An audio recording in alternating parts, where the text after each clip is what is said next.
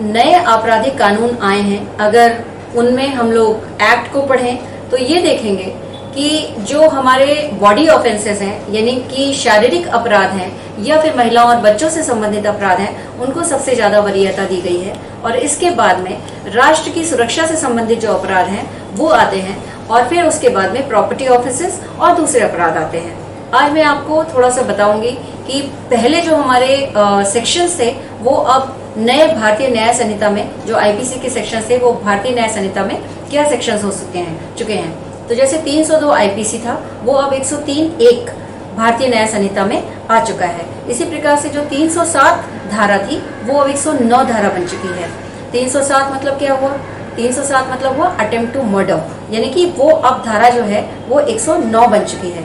इसी प्रकार से 325 यानी कि ग्रीवियस हर्ट जिसको बोलते हैं हम, वो अब 117(1) बन चुकी है।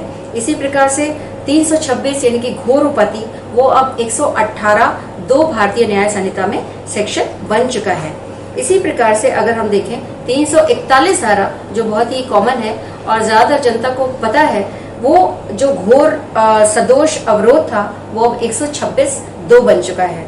इसी प्रकार से अगर आप देखें लोक सेवक से के जो कर्तव्य हैं उनके निर्वहन में भय पैदा करने के लिए 353 धारा जो थी वो अब 132 बन चुकी है।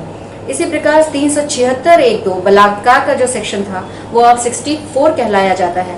376(d) है जो ज्ञान रेप है वो 70(1) धारा बन चुकी है।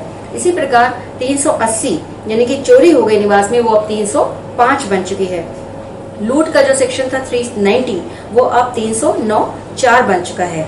391 डिकॉइटी के जो सेक्शन थे वो अब 310(1) बन चुके हैं। 420 318 हो चुकी है।